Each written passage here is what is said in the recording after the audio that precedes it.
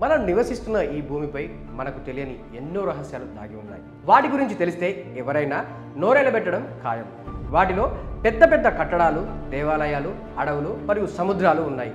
అలాంటి కొన్ని ప్రదేశాలకు వెళ్ళినప్పుడు మనం మరో లోకంలోకి వెళ్ళామా అనే అనుభూతి కలుగుతుంది. అవి మిగతా ప్రదేశాల కంటే చాలా భిన్నంగా ఉంటాయి. నిజానికి అవి మనుషులకు సంబంధించినవి కావేమో అనే అనుమానం కూడా రావచ్చు. వాటిలో కొన్ని ప్రకృతిపరంగా మిస్టరీ అయితే మరికొన్ని ఆధారాలు లేకపోవడంతో మిస్టరీగా మారాయి. చిత్రం ఏంటంటే సైంటిస్టులు సైతం వాటికి సమాధానం చెప్పలేకపోతున్నారు. ఊహాకల్పితంగా ఎన్నో సమాధానాలనే చెప్పుకోవచ్చు, కానీ ఖచ్చితమైన ఆన్సర్ వచ్చేటప్పుడే సంతృప్తి పొందగలం. వాటిపై వాళ్ళు ఎన్ని ప్రయోగాలు, పరీక్షలు చేస్తున్నా ఫలితం రావట్లేదు. అందుకే అవి టూరిస్టులకు ఆసక్తి కలిగిస్తున్నాయి, పురాతత్వవేత్తలకు చిత్రంగా అనిపిస్తున్నాయి. మొత్తంగా అందరికీ అవి పజిల్లా మారి దమ్ముంటే మా రహస్యాన్ని కనిపెట్టడని సవాల్ విసురుతున్నాయి.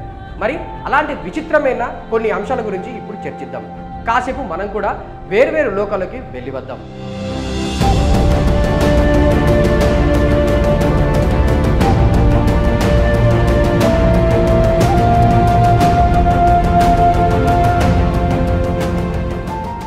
ముందుగా ఐ ఆఫ్ ది సహారా. మీరు ప్రపంచ పటాన్ని శాటిలైట్ వ్యూలో చూస్తే ఆఫ్రికా ఖండంలో ఒక భారీ ఎద్దు ముఖం కనిపిస్తుంది. ఆకాశం నుంచి చూస్తే మాత్రమే ఇది పూర్తిగా కనిపిస్తుంది. ఆ ఎద్దు పక్కకు తిరిగి ఉన్నట్టు ఉంటుంది దాని ఆకారం. అందువల్ల దాని ఒక కన్ను మాత్రమే కనిపిస్తున్నట్టుగా ఉంటుంది.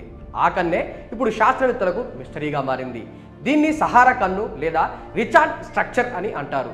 ఇది సహారా ఎడారిలో పశ్చిమాన ఉంది. దీన్ని చూసిన భూగర్భ శాస్త్రవేత్తలు ఇది గ్రహచక్రం ఢీకొనడం వల్ల ఏర్పడింది కావచ్చని అంచనా వేస్తున్నారు.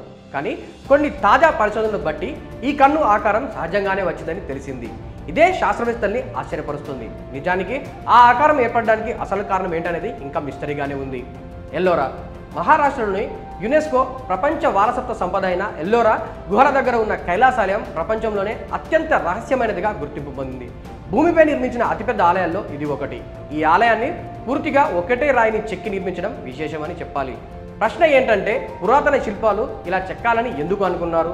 ఇతర ఆలయాలలాగా వేర్వేరు రాళ్లను సెట్ చేసి ఒకే ఆలయంలా ఎందుకు నిర్మించాలనుకోలేదు? అసలు అంత పెద్ద రాయిని చెప్తూ ఒక ఆలయంలా ఎందుకు మార్చారు అనేది ఇప్పుడు అంతుపట్టని మిస్టరీగానే ఉంది. ఇక ఈ ఆలయాన్ని క్రీస్తుపూర్వం 1000వ సంవత్సరం నుండి 600 మధ్య నిర్మించారని ప్రచారంలో ఉంది. ఇక 16వ గుహలో ఈ ఆలయం ఉంది. ఈ ఆలయం చూడడానికి రథం ఆకారంలో ఉంటుంది. ఏటా లక్షల సంఖ్యలో సందర్శకులు ఇక్కడికి వస్తూ ఉంటారు. ట్యూటిహుకాన్ ఉత్తర అమెరికా ఖండంలోని దక్షిణంగా ఉండే మెక్సికో దేశంలో టియోటిహాకిన్ అనే ప్రాచీన నగరం ఉంది. దీన్ని దేవుళ్ళ ప్రదేశం అంటారు. ఈ ప్రదేశాన్ని విశ్వానికి కేంద్రంగా దేవుళ్ళు భావించారని చెబుతారు. నహ్వా పురాణాల ప్రకారం సూర్యుడు చంద్రుడిని ఇక్కడే సృష్టించాడు. ప్రస్తుత ఆధునిక మెక్సికో రాజధాని మెక్సికో సిటీ టియోటిహాకిన్ 45 కిలోమీటర్ల దూరంలో ఉంది. అందువల్ల ప్రపంచ పర్యాటకులు దీన్ని చూసేందుకు వెళ్తున్నారు. ఇక్కడకు వెళ్ళిన పర్యాటకులకు మరో ప్రపంచానికి వెళ్ళిన ఫీల్ కలుగుతుంది. పురాతన నగరపు ఆనవాళ్లు, శిథిలాల నిర్మాణాలు మాత్రమే కనిపిస్తాయి. ఇక్కడో పిరమిడ్ కూడా ఉంది. చరిత్ర ప్రకారం ఇక్కడ 1,00,000 మందికి పైగా జీవించారట. మరి ఈ నగరాన్ని ఎవరు నిర్మించారు అనేది మిస్టరీగానే ఉంది. ద టెంపుల్ ఆఫ్ బచూస్ లెబనాన్ బాల్కెస్లోని ఈ పురాతన బచూస్ రహస్య ఆలయాన్ని క్రీస్తు శకం ప్రారంభమైన తర్వాత నిర్మించారు. కానీ ఎప్పుడు నిర్మించారో ఖచ్చితంగా తెలియదు. కానీ దీని ఆకృతి, నిర్మాణ శైలిని బట్టి ఇది 2వ శతాబ్దంలో నిర్మించినట్లు అంచనా. ఈ ఆలయం విస్తీర్ణంలో చాలా పెద్దదిగా ఉండి రోమన్ నిర్మాణ శైలిని కలిగి ఉంటుంది. దీన్ని 1984లో యునెస్కో ప్రపంచ వారసత్వ సంపదగా గుర్తించారు. రోమన్లో ఈ ఆలయాన్ని కూల్చేసిన ఈ ఆలయం మాత్రం ఎక్కువగా శిథిలం కాలేదు. ఇంత పెద్ద ఆలయాన్ని ఎందుకు నిర్మించారో, ఎవరు నిర్మించారో అనేది ఇంకా మిస్టరీగానే ఉంది. గెయిన్ ఫుట్ ప్రింట్స్ సిరియాలో రాతియుగం నాటి ఆయున్ దారా అనే ఆలయం ఉంది. ఈ ఆలయం ఫ్లోర్కి 2 భారీ పాదముద్రలు ఉన్నాయి. అలాగే మరొక పాదముద్ర గుమ్మం దగ్గర ఉంది.